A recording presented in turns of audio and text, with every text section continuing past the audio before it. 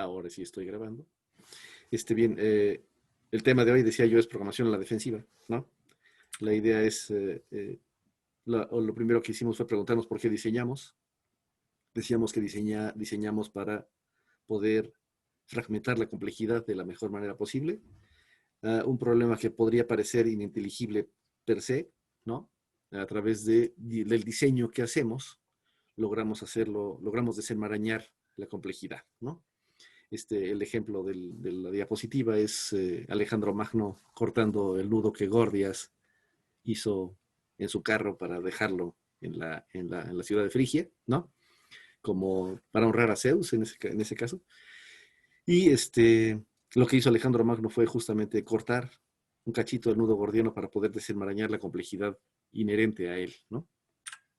Decíamos que eso lo hacemos los computólogos, bueno, cuando programamos, lo hacemos dividiendo la complejidad del problema en fragmentos manejables, de tal forma que se tengan que hablar lo menos posible entre sí, haya un vínculo muy claro y el menor posible entre los diferentes módulos, ¿no? Lo que llamamos bajo acoplamiento, y cada uno de ellos sea coherente per se y pertenezca a todo lo que está en esa abstracción al mismo módulo, ¿no? Eso le llamamos cohesión. Entonces, eso, por cierto, es el tema que vimos la clase pasada. ¿Por qué hacemos eso? ¿Por qué diseñamos de esa manera? Porque un buen diseño es una premisa, ¿no? Un buen diseño siempre se salva. Si hay algo que está bien diseñado, a lo mejor podría estar mal implementado en algunos cachos, o tener fragmentos de código que no son muy buenos o que tiene errores, ¿no? Bastaría con corregirlos a lo mejor, ¿no? Bastaría con rehacer un pequeño cachito del código con algo, ¿no? Pero el diseño completo, si está bien hecho, no tendremos por qué modificarlo, ¿no? Es del diseño de lo que depende esencialmente la subsistencia de un sistema. A lo largo de su vida, el software debe sufrir cambios, por supuesto, adecuaciones, y seguramente se le deberán corregir errores. Un mal diseño va a sufrir, literalmente va a sufrir las modificaciones, y terminará siendo una monstruosidad. A lo largo del tiempo, las modificaciones van a acabar haciéndolo una porquería terrible, ¿no? Que va a tener muy poco que ver con el original. Un buen diseño, en cambio, es flexible, es adaptable, se adecua mejor a las circunstancias y podemos irlo modificando de tal forma que vaya adquiriendo las características que necesita, pero de manera que no violenten el diseño original, ¿no? ¿Cómo logramos esas cosas? Hay un conjunto de premisas para el diseño de software, ¿no? Ahorita estamos hablando de diseño, por cierto, ¿no? Estamos en esa etapa de la construcción del software. Después hablaremos de implementación y de debugueo y de cosas por el estilo. Pero bueno, en la etapa de diseño, ¿qué premisas de diseño deberíamos adoptar para poder hacer software de tal forma que tenga el mejor diseño posible? Una de ellas es esta, la ley de Demeter, ¿no? La ley de Demeter la podemos formular diciendo que, bueno, digamos, dado un método M de un objeto de clase O, M puede invocar a métodos de esa misma clase, ¿no? Métodos que estén contenidos en el objeto O. Métodos de objetos que hayan sido pasados como parámetros a M. O sea, cosas que ya conoce M porque se las pasaron como parámetros.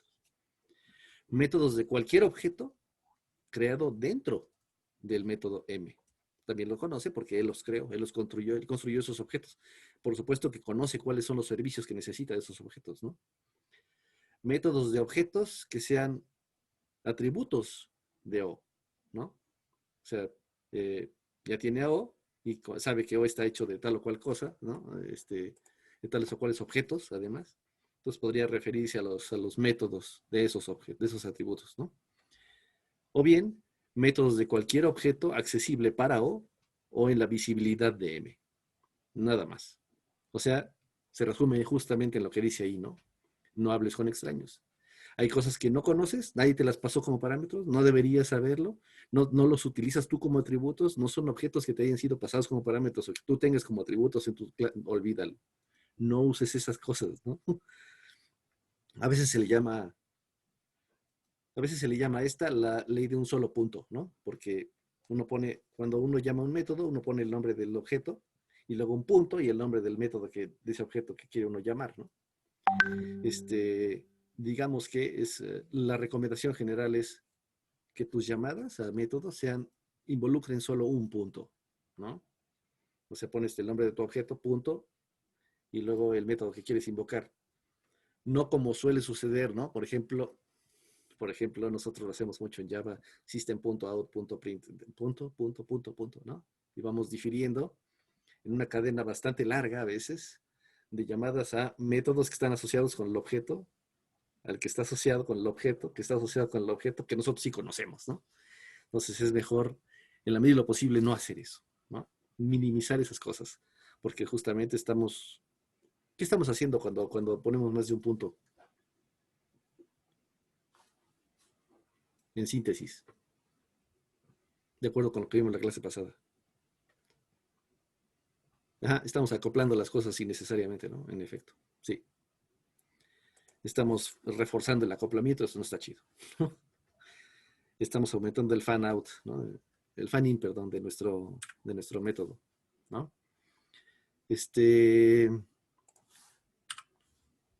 Otra recomendación, ¿no?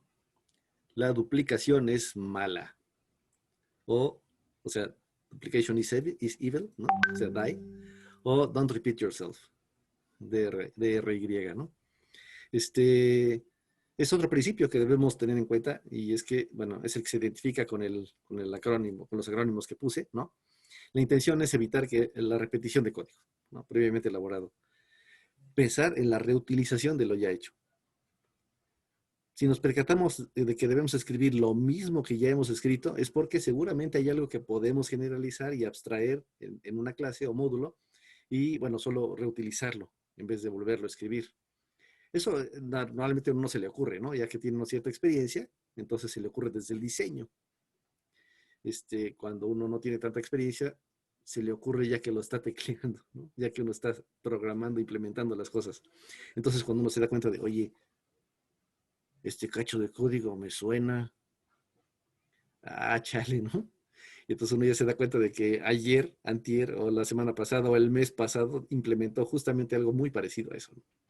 Y entonces uno dice, ay, bueno, pues entonces mejor hago una abstracción que generaliza estas cosas y desde aquí nada más invoco a las cosas que ya había yo hecho antes, con algún tipo de especialización, ¿no? O sea, le paso un parámetro adicional que indique qué cosas hay que modificar, digamos, ¿no? Y pues ya. Es una buena idea. Y uno lo va aprendiendo con la práctica, ¿no? Después ya se le ocurre a uno en la etapa de diseño, conforme uno va creciendo, digamos. Bueno, digamos, esas son algunas premisas, ¿no? De cómo hacer un buen diseño. Entonces, la ley de Demeter, ¿no? En la medida de lo posible, minimizar el acoplamiento, debido a que dependemos de cosas realmente no tenemos aquí, no conocemos en principio, ¿no? Sino que están basadas o digamos, las cosas que utilizamos están basadas en otras, y estamos haciendo un puente hasta esas, ¿no? Y pues procurar reutilizar el código, crear las abstracciones adecuadas para que podamos especializarlas y entonces nada más usar los servicios que ya habíamos implementado antes. Por cierto, ¿por qué? ¿Por qué queremos eso? ¿Por qué queremos reutilizar el código en la medida de lo posible? Porque, por ejemplo, en caso de identificar fallas, no tenemos que buscar doblemente arreglar esa falla, sino solamente una vez y ya se va a arreglar en todas las veces que se esté utilizando. Así tampoco vamos a utilizar nuestros recursos de más, como nuestra energía o nuestro tiempo para realizar un proyecto. En efecto, acabas de mencionar justo y también en el chat, ¿no? Axel y David. Perfecto, sí. Sí, en efecto, esas son las razones, ¿no? Las razones son, soy computólogo, soy un flojo, o sea, me dedico a la computación porque soy un flojo y soy un flojo profesional, o sea, me dedico a eso. Siempre que hay que trabajar, procuro que trabaje la máquina y no un ser humano, punto, ¿no? Y entonces, por supuesto, no quiero duplicar esfuerzos, ¿no? No quiero volver a teclear cosas que ya tecleé. Y sobre todo, no quiero volver a debuguear cosas que ya debugué, ¿no? No quiero duplicar el número de errores que cometo, no, no, no. Mientras menos tenga yo que escribir código, menos errores voy a cometer. Yo lo sé. porque sé que el código va a tener errores, ¿no? Así que, por supuesto que procuro cometerlos los menos posibles. Y mientras más pequeño, mientras menos tenga yo que hacer código, mejor, ¿no? Código limpio. Ah, sí, eso, por cierto, eso es el tema siguiente, no, siguiente del siguiente que vamos a abordar. Todas las cosas que tienen que ver con clean code, en efecto, que tienen más bien que ver con implementación, ¿no? Cámara, esos son como premisas para tener un buen diseño. ¿Cómo distinguimos un mal diseño? ¿Ustedes cómo distinguen un mal diseño? Porque seguro en algún momento de su vida es que ya han hecho porquerías, ¿no? Como a todos nos pasa. Sobre Pues todo cuando uno empieza. Sí, cuando le metes mano. O sea, es decir, por ejemplo, si alguien llega y te dice, oye, ayúdame con este programa, no entiendo por qué no está funcionando este método o esta función, y tú te metes y no puedes seguirle como el orden lógico a lo que programó, ahí yo es como cuando digo que hay un mal diseño. en efecto, sí, tenemos esa intuición, ¿no? De cuando vemos las cosas y no las entendemos, decimos, ay, güey, ¿no? Puede ser un problema de implementación, no solamente o no necesariamente de diseño. ¿Qué otras veces se han dado ustedes cuenta de que hay un mal diseño? ¿Con base en qué? Cuando ves que tiene todas sus variables, todos los atributos del objeto públicos y Ah, después los está mandando a llamar por todos lados. ándale. Esa es una, ¿no? En efecto. ¿Qué otras? Ah, o también cuando hacen, por ejemplo, yo recuerdo, había un maestro de matemáticas en la FAC que en Java hacía todo imperativo, todo lo metía al main. Entonces, alguien movía algo así poquito. Era muy fácil, como 1500 líneas de código, pero todo en el main. Entonces, era una porquería esa cosa. Yo ni sabía qué estaban haciendo. Sí, ándale. Ándale, todo en el main, poco legible. Ajá, sí, poco legible, pero eso podría ser problema de implementación, no necesariamente de diseño también, ¿no? Pero sí, un mal diseño también puede generar, por supuesto, código perfectamente ilegible, ¿no? Porque no entiendes qué carajos, qué tenía en la mente el cuate que lo estaba haciendo, ¿no? Mala complejidad, claro, también, en efecto, ¿no? Si el diseño está malo, probablemente sea muy ineficiente el programa, ¿no? Código espagueti más bien se refiere a implementación, pero por supuesto puede ser ocasionado por un problema de diseño. Esa tetera va a explotar. Sí, ese ejemplo que mencionaste, ¿no? Pues todo estaba en el main, significa que todo está puesto allí, ¿no? Es terrible porque no fragmentó la complejidad para nada, ¿no? Nada más lo puso secuencialmente, así escupida a los 11 en el programa principal. Todas esas cosas son identificables, ¿no? Por ejemplo, un mal diseño rígido. La ilustración, la diapositiva es muy bonita, es una metáfora, digamos, ¿no? Que suele utilizarse para hablar justamente de la rigidez. Tiene un roble, ¿no? Un árbol fuerte, robusto, grande, que con un vendaval también igualmente fuerte, ¿no? Pues se quiebra, se rompe, porque pues, el tronco no es muy flexible, que digamos. Y junto tenemos unos juncos, ¿no?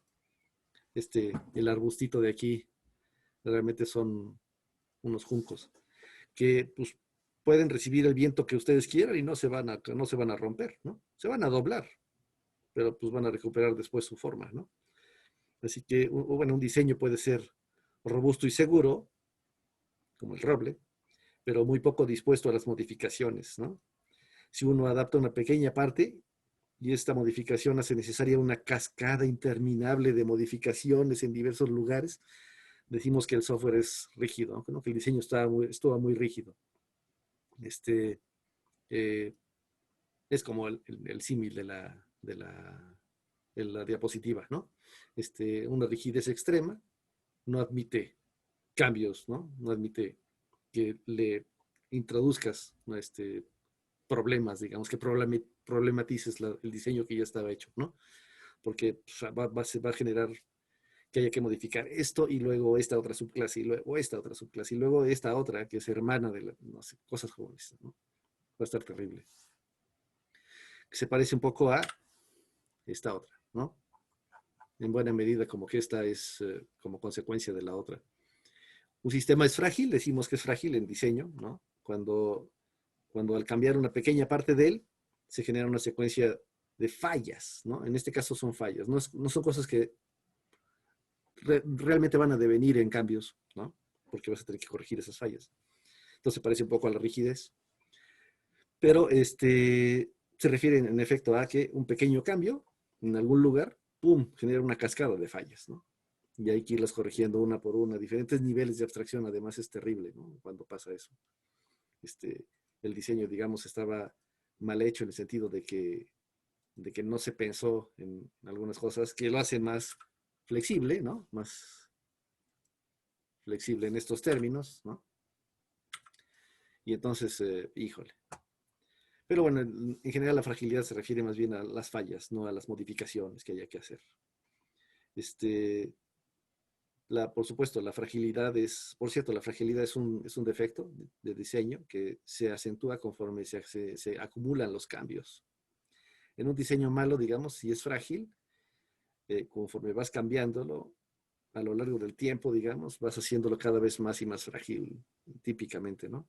Y entonces después cuando truena algo, hay que rehacer las cosas, es terrible, ¿no? Bueno, pero eso es un problema, ¿no?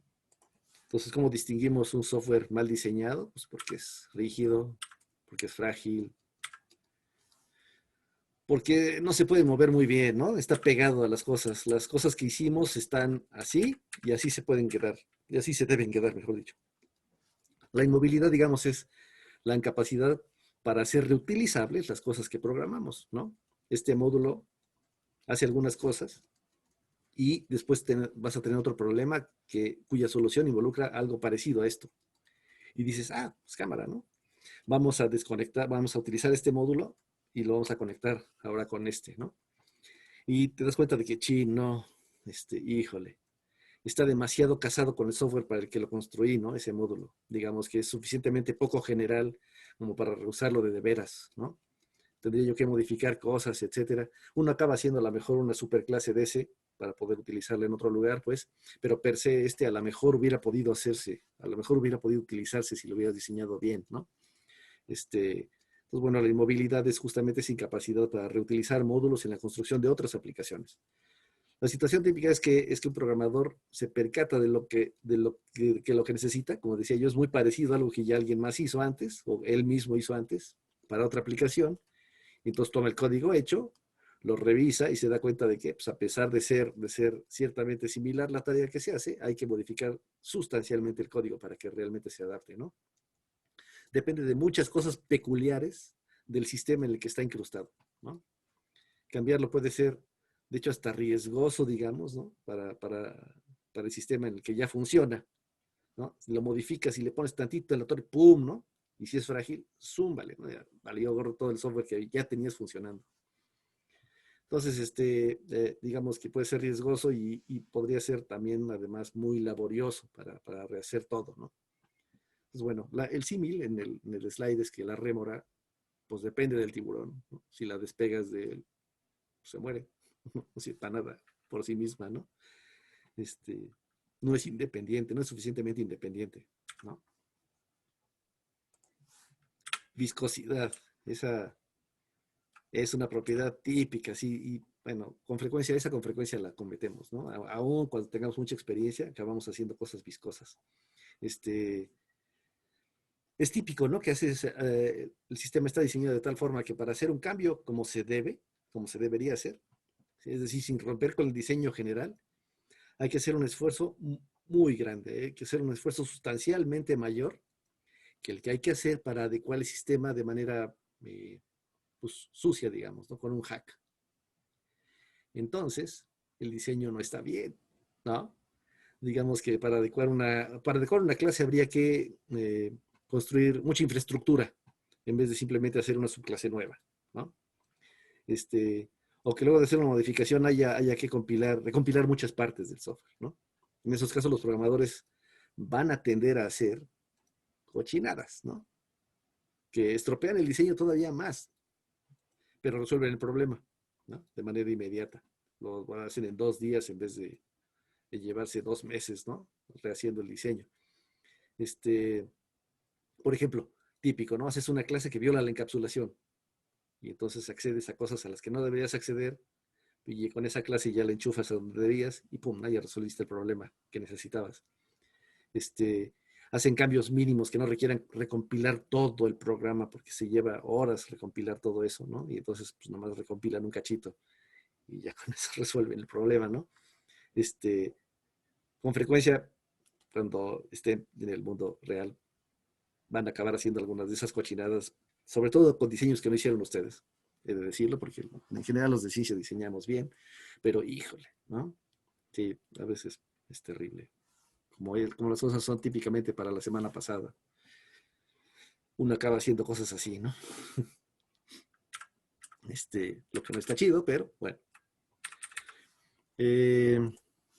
Pues sí, entonces problemas de diseño, la rigidez, ¿no? Un pequeño cambio que acarrea muchos cambios, la fragilidad, un pequeño cambio que acarrea muchos errores, ¿no? Módulos diseñados de manera demasiado apegada a el problema particular que tiene que resolver este sistema sin pensar en la generalidad, y entonces no podemos desligarlos del software donde están. O software, digamos, programas diseñados de forma tal que sea más fácil hacer un hack que adecuar las cosas de manera correcta, ¿no? Digamos, también tiene que ver un poco con diseño poco flexible. Bueno, es difícil no cometer errores, ¿no? También en el diseño, en la implementación y en el diseño. Y vamos a suponerlo de una vez, o sea, nosotros no podemos escribir software perfecto. Cuando un programa es suficientemente grande, no hay manera de que no cometas errores. Punto, ¿no? Es difícil no cometer nunca errores. Debemos, de hecho, suponer que el software que hacemos es imperfecto, ¿no? Ni modo, así es. En todo programa no trivial, ¿no? Se esconde al menos un bug, ¿no? Un error, pues, ¿no? Y entonces, bueno, nosotros programamos cosas. Y esas cosas van a ser usadas por otros. Presumiblemente por otros programadores, ¿no? O sea, no solo usuarios, sino también otros programadores van a usar las cosas que nosotros programamos. Van a implementar servicios nuevos basándonos en los servicios de los objetos que nosotros programamos. Y además, las cosas que programamos son muchas veces, bueno, mejor dicho, nunca podemos estar seguros de que las van a usar correctamente, ¿no? De que esas cosas que nosotros programamos las van a usar como se debe, basándonos en los parámetros como se deben y con los valores que se deben, ¿no? No sabemos si van a llamar al método en el contexto adecuado al que deberían llamarlo. No sabemos si van a respetar la secuencia de llamadas que nosotros pensamos en el diseño para llevar a cabo las cosas, ¿no? Etcétera.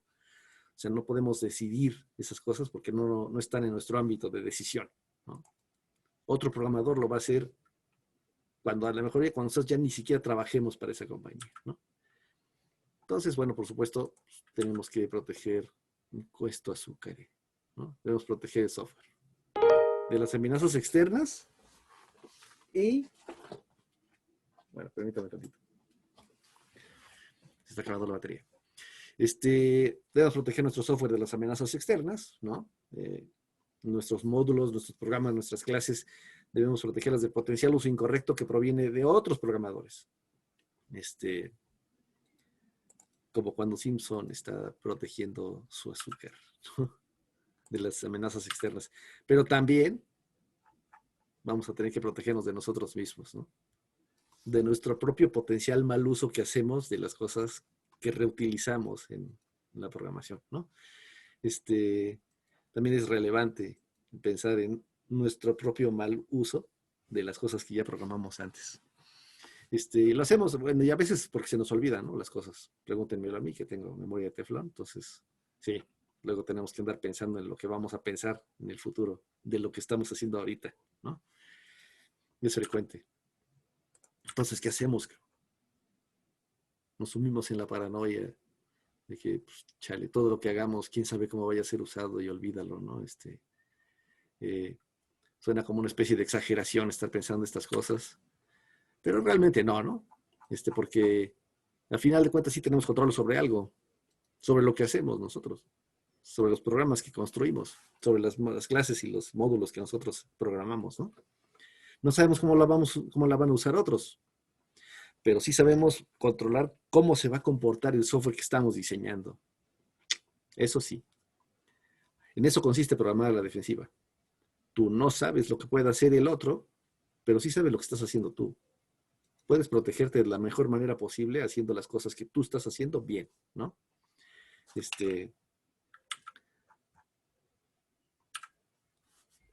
Digamos que haciendo en la medida de lo posible predecible lo impredecible, ¿no?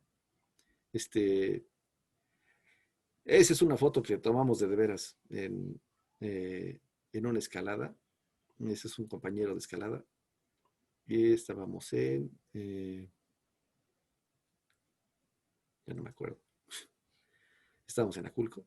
No me acuerdo, estábamos escalando. Y y pues el cuate se cayó, ¿no? Cuando te caes escalando así, pues te caes unos 6 metros, entonces no es tampoco tan rudo, ¿no? Nada más te pones un fregadazo en la pared. En otra ocasión estábamos en Aculco, ahí sí me acuerdo que era en Aculco, ¿no? Y estábamos ahí escalando, y en Aculco hay grietas en la pared, entonces uno mete cosas en la pared para que se atoren, de tal forma que si uno se cae, la cosa está atorada en la grieta y entonces se aguanta, digamos, la caída, el impacto de la caída con las cosas que están atoradas en la pared. Yo estaba escalando un amigo, ¿no? Ya llevaba como unos 20 metros, yo creo. Y estaba poniendo sus seguros en la pared, etcétera, ¿no? Y de pronto se cae. Y pues el primer stopper, así se llama, ¿no? El primer stopper recibe el impacto. Mi amigo pega en la pared y ¡trac! Se sale el stopper, ¿no? Y entonces pues, se cae otros 6 metros. Y el cuate que estaba asegurando lo está recuperando la cuerda en friega. Se queda colgado otra vez, ¡pum! ¿No? Y se sale el otro stopper. Y entonces mi cuate estaba recuperando cuerda, ¿no?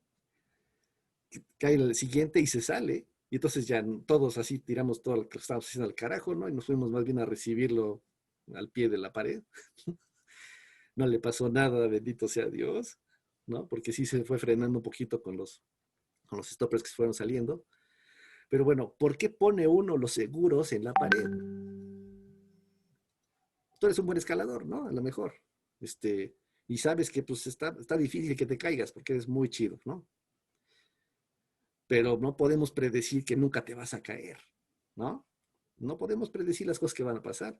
Hay alguna cosa inesperada. Ese día tenías los tenis con la suela un poco más lisa. Ese día, pues no, tu dedo estaba lastimado, no te pudiste agarrar bien de la regleta, te caí, no sé.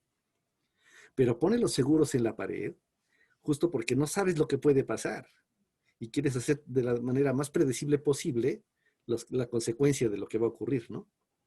Te vas a caer a lo mejor, pero tú pusiste los seguros en la pared para que te caiga 6 metros y no 22, ¿no? Entonces ese es el chiste. Uno pone seguros, ¿no? Para hacer las cosas impredecibles, para hacer situaciones impredecibles, lo más predecibles posible, ¿no? Para basarnos lo menos posible en el azar. No dependemos de la buena fortuna, sino de las previsiones que tomamos para hacer las cosas, ¿no? Volvemos controlable lo que en principio no podemos controlar. En efecto, no podemos controlar cómo van a usar nuestros programas, pero sí podemos controlar cómo se van a comportar nuestros programas cuando los usen mal, ¿no? Eso sí. Y lo hacemos así, con un diseño por contrato, ¿no? Así le llamamos típicamente los computólogos. La esencia es definir un contrato estricto entre quien provee el servicio, tú, como programador, ¿no? O mejor dicho, las clases que programas, ¿no? Los servicios que proveen los objetos y los módulos que tú diseñaste, y quien los va a utilizar. Un contrato estricto. Quien provee fija sus condiciones y quien lo utiliza está consciente de ellas y decide aceptarlas, ¿no? Si las viola, no trabajas, punto, ¿no? No haces nada. O haces las cosas de la mejor manera posible, digamos, pero pues no estás obligado, ¿no? Digamos. El diseño por contrato se debe especificar los requisitos que debe satisfacer, los parámetros con los que llaman a los métodos de las clases que tú diseñaste. Es decir, a eso le llamamos precondiciones. No sé si, seguro, bueno, probablemente en su curso de estructuras de datos así le llamaban, ¿no? ¿Sí le llamaban así?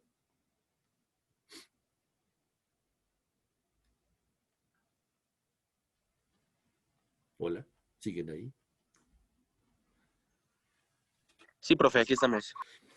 ¿No les llamaban precondiciones? Esas condiciones que deben cumplir los parámetros de los métodos que ustedes llaman,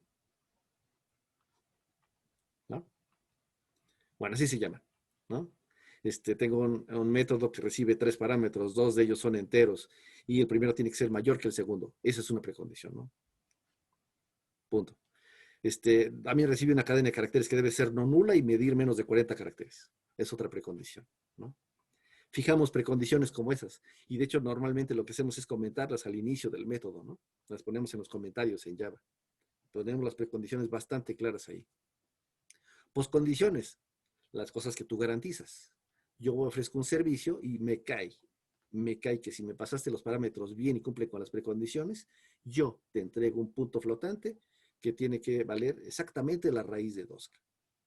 O yo te entrego un vector que seguro tiene todas sus entradas no nulas. O te entrego, no sé, ¿no? Cosas como esa. Eh, por ejemplo, ¿no? En una pila, eh, el método tope necesita que la pila sea no vacía. Esa es una precondición, punto.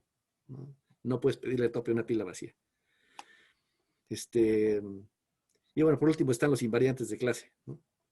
Que son esas cosas que eh, aseguran que la clase o que la clase garantiza que van a ocurrir siempre que no se esté en el proceso de ejecución de un método de ella, ¿no? Siempre que estemos afuera de cualquier método de ella. Por ejemplo, lo mencionamos en algún momento, ¿no? La clase lista garantiza que el número de objetos que tiene metidos siempre es igual a el número de adds, de operaciones add, menos el número de operaciones delete, ¿no? De ella.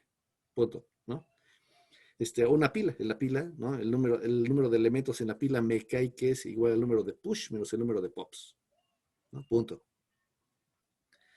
Esa es una invariante de clase. Y pues cosas como esa nos permiten saber cómo va a reaccionar el software, ¿no? Aun cuando no lo estén usando bien.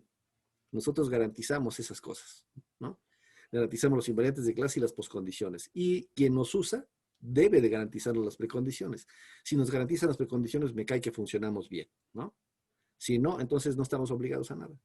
Y lanzamos una excepción, o tiramos las cosas, ¿no? Avisamos que no podemos, etcétera, ¿no? Cosas como esa. Bueno, ya expliqué, ¿no? Las precondiciones son las cosas que deben ser ciertas para poder llamar a una rutina, en el caso de un módulo escrito en C, por ejemplo, ¿no? O las cosas que deben cumplir el contexto, y los parámetros cuando uno llama a un método, ¿no? Y quería hacer énfasis en el contexto porque a veces uno no puede llamar arbitrariamente a un método de un objeto, ¿no? No puede ser cuando te dé la gana. Tiene que haberse cumplido ciertas condiciones en el estado del objeto. Así que ese estado del objeto también forma parte de las precondiciones. Y también tendrías que documentarlo y también tendrías que pedírselo al usuario, ¿no? Así de, si no has llamado a este y a este y a este método, yo no voy a trabajar, ¿no? Previamente. Necesitas haber hecho tal y cual cosa para poder trabajar. Entonces, bueno, las precondiciones son eso. Son condiciones que debe satisfacer tanto el ambiente, el estado de los objetos, como los parámetros que reciben los métodos, ¿no? Las postcondiciones, por supuesto, son las cosas que las postcondiciones establecen sobre los resultados que el servicio entrega al cliente, ¿no? Al cliente que está utilizando los servicios. Por ejemplo, ¿qué garantiza la rutina que va a hacer? ¿Qué seguro va a hacer? ¿Y cuál va a ser el estado del objeto, el estado del mundo, ¿no? Cuando termine. ¿Seguro va a modificar el estado del objeto? Sí, voy a hacer esto, ¿no? Todas esas cosas son las que nos permiten, digamos, firmar un contrato entre quien utiliza los servicios de las cosas que hacemos y nosotros cuando las estamos haciendo, ¿no? Los invariantes de clase, ¿no? Que, como mencioné, son las condiciones que garantiza la clase que serán ciertas, desde el punto de vista del usuario, por supuesto, antes y después de la ejecución de cada método. Nunca durante, ¿no? Cuando estamos trabajando, cuando estamos apenas modificando los apuntadores en la lista ligada, no podemos garantizar que las cosas están funcionando, que el número de elementos todavía no. Ahí todavía no. Cuando terminemos ya, ¿no? Cuando dejemos las cosas estables, entonces, ¿no? Pero bueno, entonces los invariantes de clase son pues también parte de esas garantías que ofrecemos. Lo mencioné la clase pasada a propósito de, o la clase antepasada a propósito de los iteradores destructivos, ¿no? Que normalmente violan los invariantes de clase, entonces por eso no es buena idea usar esas madres, ¿no? A menos que garanticemos que se cumplan de otra manera. Tenemos que verificar condiciones. De hecho, cada vez que hacemos un método, niéguenmelo. Cada vez que hacemos un método, lo primero que hay que hacer, lo primeritito, es checar que las precondiciones se cumplen. Este parámetro que me dieron es mayor que 0, sí, entonces sigo. Este parámetro que me dieron es una cadena que no tiene caracteres acentuados, sí, entonces sigo, ¿no? Cosas por el estilo. Ya que garantizas que las precondiciones se cumplen, entonces te pones a chambear en lo tuyo, ¿no? Antes no. De hecho, si las precondiciones no se cumplen, de inmediato le haces una excepción así de, no, esto es una porquería. No puedo trabajar, olvídalo, ¿no? Podemos asegurar resultados respecto a complejidad en un diseño por contrato. Sí, claro. En efecto, eso podría ser parte de las condiciones que tú estableces que garantizas, ¿no? Porque puedes decir al usuario, mira, la complejidad que ofrece este método es de tal, seguro, ¿no? Porque utilizamos Quicksort, ¿no? O utilizamos un árbol binario de búsqueda. Entonces, seguro, tu búsqueda va a tardar menos que esto, punto, ¿no? En efecto, sí puedes garantizar cosas así. Lo tendrías que documentar, por supuesto, pero bueno, pues sí se puede. Entonces, bueno, esas verificaciones que hacemos siempre al principio de los métodos son justamente para garantizar que se está cumpliendo el contrato, ¿no? Si no se cumplen, rompemos el contrato y lanzamos una excepción. Lanzar una excepción es nuestra manera de decir no voy a trabajar, ¿no? O decir violaste el contrato y voy a hacer otra cosa para remediar la situación, pero punto, ¿no? No estoy obligado a hacer lo que tú querías que yo hiciera originalmente, porque violaste el contrato, ¿no? Punto. Pero decía yo, hay dos maneras de verificar condiciones cuando lo hacemos en tiempo de ejecución, ¿no? Bueno, de verificar condiciones en tiempo de ejecución, perdón, con excepciones, como las que mencioné, que normalmente se usan para cuando se está violando el contrato. Y la otra, las assertions, no sé si las han usado. ¿Han usado assertions en algún momento en su código? ¿No? Órale, son muy útiles. Con el Caneca. Mande, perdón. Con Caneca hacíamos eso. ¿Sí hacían assertions? Órale. Sí, las assertions son mecanismos para verificar condiciones, pero mucho ojo, porque las assertions se utilizan para verificar condiciones en el código todavía no liberado, digamos, ¿no? Cuando está en pruebas. Las aseveraciones, las assertions, se utilizan para verificar cosas que realmente son errores. O sea, tú quieres calcular, no sé, por ejemplo, quieres calcular la raíz cuadrada de un número, ¿no? Tienes que garantizar que ese número es positivo. Bueno, no negativo, ¿no? Tienes que garantizar que es no negativo, punto, ¿no? Y tu software, o sea, el programa que estás haciendo tú, realmente lo que hace es hacer unos cálculos, etcétera, ¿no? Y debería obtener un número que es no negativo para calcular la raíz cuadrada. Eso forma parte de tu código, ¿no? De los requisitos funcionales de tu código. ¿Cámara? ¿Qué tal que eso no pasa? ¿Qué tal que la regaste en algún lugar? Entonces pones una assertion, ¿no? Que verifica que el número sea no negativo. Y si no es cierto eso, por supuesto, si el valor es negativo, la assertion te avisa, ¿no? Así de, no, eso no pasó. Y está chido, porque entonces te permite corregir tu error. Las assertions sirven para corregir errores. Son para verificar condiciones que no deberían ocurrir, que debería ser imposible que pasaran porque el software está bien construido, ¿no? A diferencia de las excepciones son para cosas que no están en nuestro control, que dependen de cómo se utilice el software que hacemos, ¿no? Y entonces sirve para verificar condiciones que no es que no deberían pasar, bueno, mejor dicho, sí, no deberían pasar, pues, pero no están en nuestro control. Así que no podemos saber si pasan o no, ¿no? Se las dejamos a las excepciones. ¿Cuál sería la diferencia entre un assert y un if? Bueno, el if es código en el lenguaje de programación que estás usando, ¿no? Y entonces, pues en efecto puedes usarlo para verificar una condición y está chido. Estarías usándolo de la misma manera en que usarías una assertion, ¿no? Un assert. Pero pues no está chido, ¿no? Porque después habría que pues, ir a ese lugar del código. Espero que lo hayas marcado antes, ¿no? Ir a ese lugar del código y quitarlo, porque realmente, o sea, realmente ese código no debería estar allí. Era solamente para verificar cuando estabas haciendo pruebas que el software funcionara bien, ¿no? Las assertions en algún momento las quitas. Típicamente lo que haces es compilar el programa otra vez diciéndole, no consideres las assertions que puse, ¿no? Y entonces, pues ya ese código es como si ni siquiera existiera ahí. El compilador ni lo pela, ¿no? No compila esa parte. Entonces, para eso se utilizan las assertions, para no tener que ir al if, quitarlo, comentarlo, alguna cosa así, dejar código cochino, ¿no? Para eso se utilizan los asserts, ¿no? En cambio, las excepciones son cosas que uno pone ahí para que se vayan así, para que así se queden, ¿no? Entonces, bueno, en síntesis, tú quieres verificar una condición de variables y de valores que están completamente en tu control. Dependen de ti, de tu código, de lo que tú hiciste y de los requisitos funcionales que debes cumplir. Usa una assertion. Porque realmente lo que estás haciendo es tratar de cachar errores antes de liberar tu programa para que lo usen de veras. ¿O no? Estás verificando errores de mal uso o de violaciones al contrato de algo, ¿no? Cosas que no están en tu control, dependen de cómo están utilizando tu software, dependen del usuario que está solicitando tus servicios y de que lo está usando mal o de que los está solicitando de la manera incorrecta. Entonces usa exceptions. Y déjalas ahí, que se vayan, para que cuando el cuate cuando alguien lo use mal, le salga la excepción y le esté avisando, oye, eso no se usa así, ¿no? ¿Sí? ¿Alguien tiene alguna pregunta?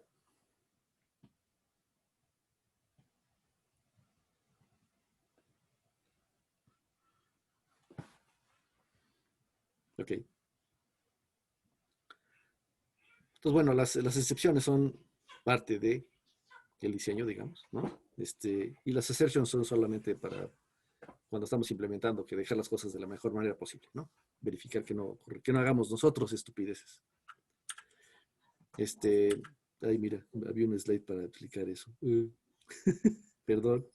Ok, ya lo expliqué con el otro, ¿no? Está bien. Las excepciones y las aseveraciones, ¿no? Como decía yo, las excepciones se dejan ahí para siempre, ¿no? El chiste es que estén ahí. Lips en síntesis, ¿no? En una aseveración, una pregunta si ha ocurrido algo que realmente es imposible que ocurra. Y en una excepción, una pregunta si ha ocurrido algo que uno ya sabía que podía ocurrir y no es bueno, ¿no? Bueno, las aseveraciones, unos consejos adicionales. Las aseveraciones siempre las usamos en métodos privados típicamente, en invariantes, para verificar invariantes de clase, por ejemplo, para verificar postcondiciones en la etapa de pruebas, ¿no? Y las excepciones, en cambio, siempre en métodos públicos y en producción, ¿no?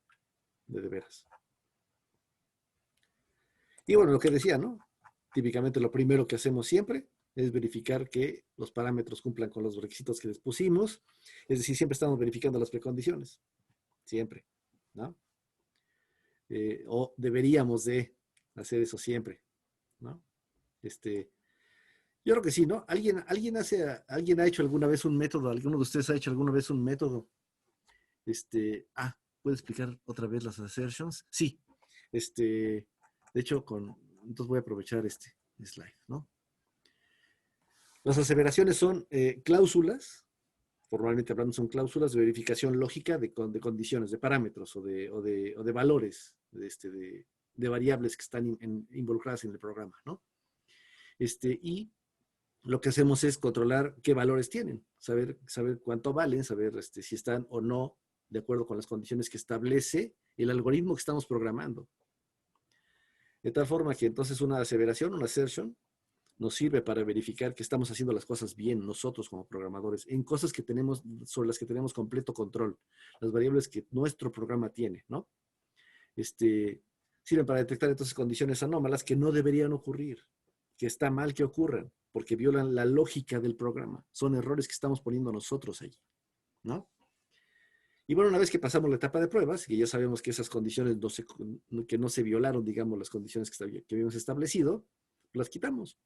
Y las quitamos no yendo a borrarlas. Normalmente lo que uno hace es compilar el programa diciéndole, no consideres las assertions como código válido, ¿no? Entonces las quita, ¿no? No compila esa parte. Entonces está chido, porque uno puede ponerlas ahí, dejarlas, digamos, ¿no? Y ya. Pero realmente no ocurre después de esas verificaciones. Esas verificaciones no se llevan a cabo ya cuando el programa está en ejecución por el usuario. ¿Ya con eso quedó bien, Oscar? ¿Cómo ves?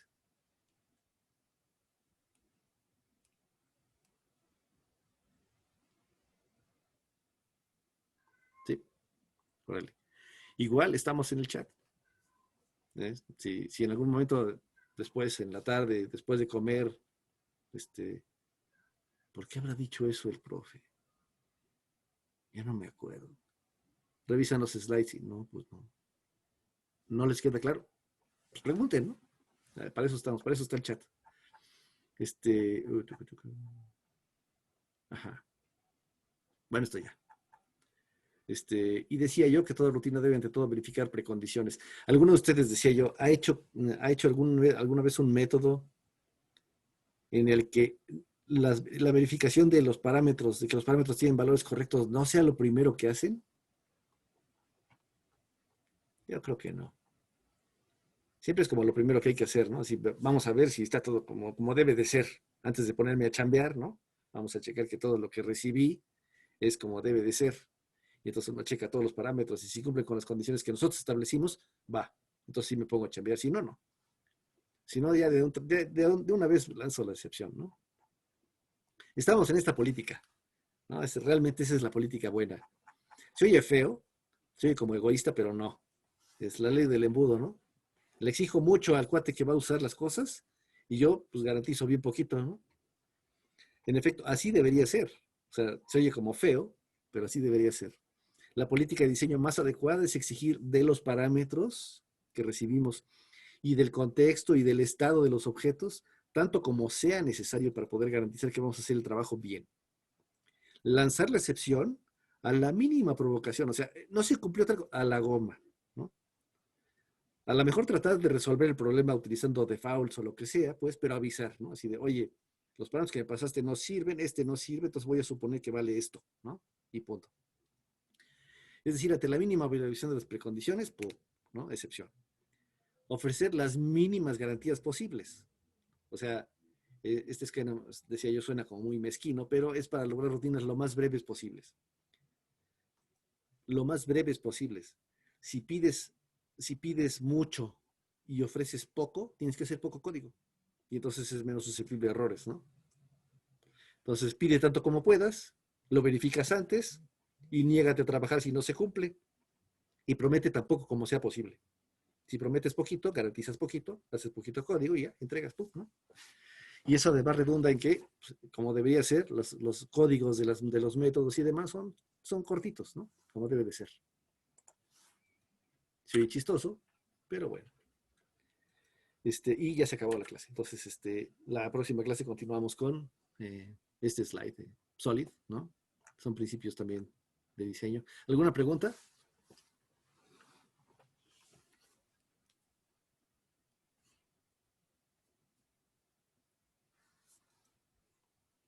Órale.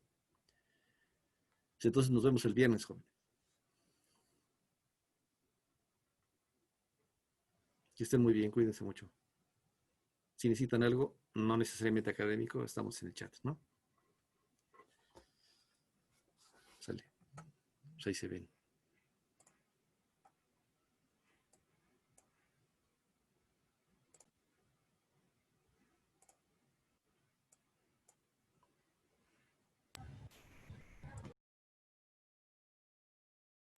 Profe, Sí, dime. yo solo te puedo hacer, no sé si tengas ahorita 2 minutitos para que te haga una Sí, preguntita. Ok, vale. va. Te puedo es que quería preguntarte algo respecto al proyecto. Ajá. Es que ayer mi equipo y yo estuvimos, como desmenuzándolo todo y encontramos un problema más complejo de lo que pinta en la introducción, ¿no? O sea, en cuanto a la forma en la que nos pasaron los datos, no sé si tú sepas